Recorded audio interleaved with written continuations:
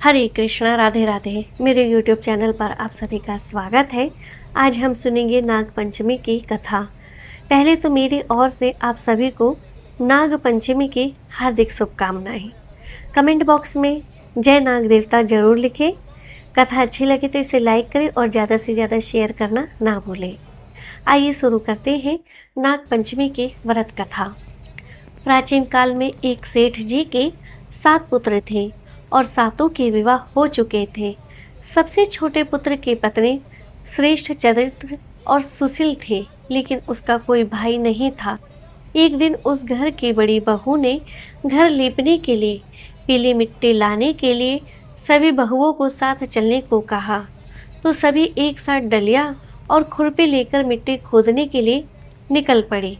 जब बहुएं मिट्टी खोद रही थी, तभी वहां एक सांप निकला, जिसे बड़ी बहू खुरपे से मारने का प्रयास करने लगी।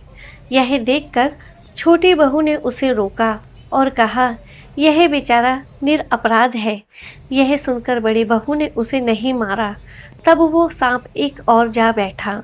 तब छोटी बहू ने उससे कहा, मैं अभी लौट कर आती हूँ, तुम यहाँ से मत जाना।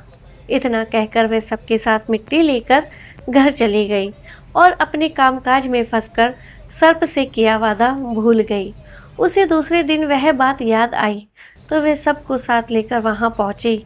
सर्प अभी भी उस स्थान पर बैठा था, जिसे देखकर छोटी बहू बोली, अरे भैया, मुझसे भूल हो गई, उसकी क्षमा मांगती हूँ।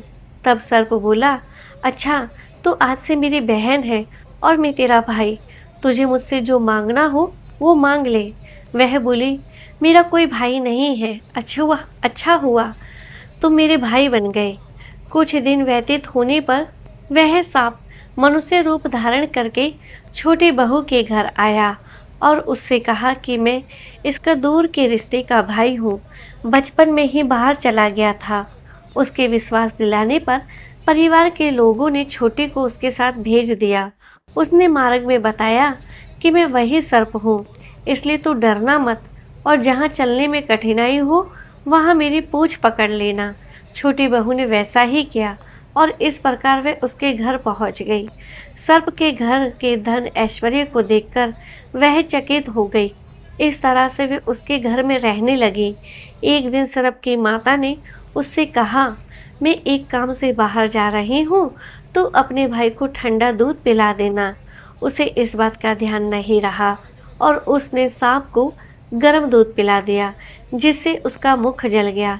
यह देखकर सर्प की माता को बहुत क्रोध आया, परंतु सर्प के समझाने पर वह चुप हो गई। तब सर्प ने कहा कि बहन को अब उसके घर भेजना चाहिए। तब सर्प और उसके पिता ने उसे बहुत सा सोना, चांदी, जवाहरात, वस्त्र, आभूषण आदि देकर घर पहुंचा दिया। इतना ढेर सारा धन देकर बड़ी बहू उससे जलने लगी और कहने लगी कि तेरा भाई तो बड़ा धनवान है, तुझे तो उससे और भी धन लाना चाहिए। सर्प ने जब ये वचन सुना तो उसने सब वस्तुएं सोने की लाकर दे दी। यह देखकर बड़ी बहू ने कहा, इन वस्तुओं को झाड़ने के झाड़ू में भी सोने की होनी चाहिए। तब सर्प ने झाड़ू भी सोने की लाकर दे दी। सर्प ने छोटी बहू को हीरा मणियों का एक अद्भुत हार दिया, जिसकी प्रशंसा उस राज्य की रानी ने सभी से सुनी और वो राजा से बोली कि सेठ की छोटी बहू का हार मुझे चाहिए। राजा ने मंत्री को आदेश दिया और उस आदेश को पाकर वह हार लेने के लिए तुरंत उनके घर गए। मंत्री ने सेठ जी से जाकर कहा कि महारानी जी छोटी बहू का हार पहनेगी, वह हमें दे दो। सेठ जी ने डर के कारण छोटी बहू से हार लेकर उन्हें दे दिया।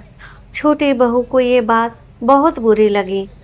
उसने अपने सांप भाई को याद किया और उससे प्रार्थना की कि भैया, रानी ने मेरा हार छीन लिया है, तुम कुछ ऐसा करो कि जैसे ही रानी वो हार पहने वह सर्प का बन जाए और जब वह मुझे लौटा दे वो हार हीरो और मणियों का हो जाए। सर्प ने ठीक वैसा ही किया। जैसे ही रानी ने हार पहना वैसे ही वह सर्प में बदल गया। यह देखकर रानी चीख पड़ी और डर गई। यह देखकर राजा ने सेठ के पास खबर भेजी कि छोटी बहू को तुरंत भेजो। सेठ जी स्वयं छोटी बहू को लेकर राजा के दरबार में उपस्थित हुए। राजा ने छोटी बहू से इसका कारण पूछा तो वह बोली, राजन, धृष्टता क्षमा कीजिए, ये हार ऐसा ही है, मेरे गले में हीरो और मणियों का रहता है और अगर इसे कोई और पहनता है तो ये उसके गले में सर्प बन जाता है। छोटी बहू ने जैसे ही उसे पहना वैसे ही हीरो और मणियों का हो गया। यह देखकर राजा ने प्रसन्न होकर उसे बहुत से मुद्राएं और पुरस्कार दिया। उसके धन को देखकर बड़ी बहू ने ईर्ष्या से उसके पति को उसके विरुद्ध भड़काया, जिस कारणवश पति ने अपनी पत्नी के आचरण पर शक किया। तब वह स्त्री फिर से अपने सर्प भाई को याद करने लगी। उसी समय सर्प ने प्रकट होकर कहा, यदि धर्म बहन के आचरण पर किसी ने संदेह प्रकट किया तो मैं उसे खा लूँगा। यह सुनकर छोटी बहू का पति बहुत डर गया और वह उसकी बात सुनकर उस पर यकीन करके प्रसन्न हुआ। उसने सर्प देवता का सत्कार किया। कहते हैं उसी दिन से नाग पंचमी का यह त्योहार मनाया जाता है और स्त्रियां सांप को भाई मानकर उसकी पूजा करती है और अपने घर परिवार की रक्षा हेतु कामना करती है। हे नाग देवता, हे नागेश्वरी माता, हे वासुकी देव, हे मेरे सभी नाग देवताओं, आप सभी को मेरा हाथ जोड़ के शीश झुका के बारंबार नमस्कार है। हे भगवान, आप सभी पर अपनी कृपा बनाए रखना। मेरे बच्चों की, मेरे पति, मेरे घर परिवार वालों की और पूरे संसार की रक्षा करना। नाग पंचमी पर नाग भगवान की प्रतिमा या घर पे ही नाग बनाकर उसकी पूजा करनी चाहिए। आसपास कहीं भी जहाँ सपेरे रहते हैं वहाँ नागों को जाके दूध पिलाना चाहिए। ऐसा करने से घर में सुख समृद्धि का वास रहता है और नाग भगवान हमेशा रक्षा करते हैं।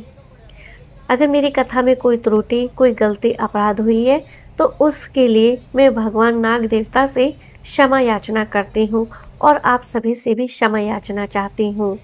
मेरे प्यारे भक्तजनों, ये थी नाग पंचमी की कथा।